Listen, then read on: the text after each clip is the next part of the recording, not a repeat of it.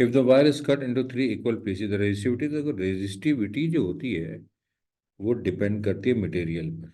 ये नहीं है कि फॉर्मूला, अगर हमारे पास रेजिस्टिविटी का फॉर्मूला जैसे आर के इक्वल टू होता है, फॉर्मूला लगाते हैं पाई आर स्क्वायर, तो रेजिस्टिविटी के लिए हमारे पास कोई ज़रूरत नहीं है कि हम जो है आर की कंडीशन लगाएं कि जी आर ये होती है पाई आर स्क्वायर और are over L.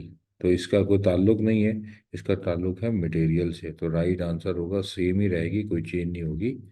C is the right answer. If the Rappel tank is 10 waves passes through the one point in 1 second, तो फ्रीक्वेंसी निकाल सकते हैं। नंबर ऑफ वेव्स है 10 डिवाइडेड बाय 1 सेकेंड, तो ये हो जाएगा 10 हर्ट्ज।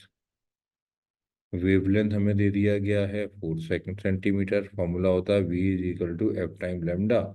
तो जी ये 10 है, ये 4 है, तो आंसर आ जाएगा 4 सेंटीमीटर पर सेकेंड, सॉरी 40 सेंटीमीटर पर second. D is the right answer. If two vectors are perpendicular in A dot B, तो परपेंडिकुलर तो डॉट प्रोडक्ट में A dot B equal to A B cosine theta होता है, और cos theta तो perpendicular तो cos 90 zero. D is the right answer. Mechanical waves are those waves propagate with respect to medium, यानी medium की नजर से जरूरी होता है। A is the right answer.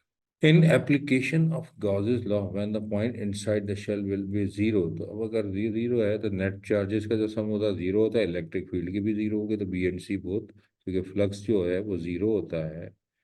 तो फ्लक्स अगर जीरो हो गया तो इसका मतलब है या तो sum of net sum of charges zero होगा अकॉर्डिंग टू गॉसेस लॉ, या फिर electric field intensity value zero. D is the right answer. In a solenoid, magnetic field is related to the current. तो magnetic field is directly proportional जो होती है वो current की होती है, तो डायरेक्ट रिलेशन होता है। तो right answer is a.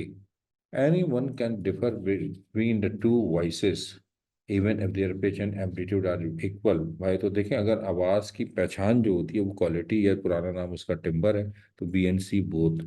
Quality को टिम्बर कहते हैं। हम किसी आवाज़ पहचान लें, कि ट्यून की आवाज़ पहचान लें, किसी पर्सन की आवाज़ को आइडेंटिफाई जो कर लें, तो this is called quality. Whole is the semiconductor related to the P type semiconductor जो है उसमें होल जनरेट होते हैं, क्योंकि एक इलेक्ट्रॉन, होल का मतलब होता है वैकेंसी ऑफ इलेक्ट्रॉन, एक इलेक्ट्रॉन रह जाता है, तो P is the right answer.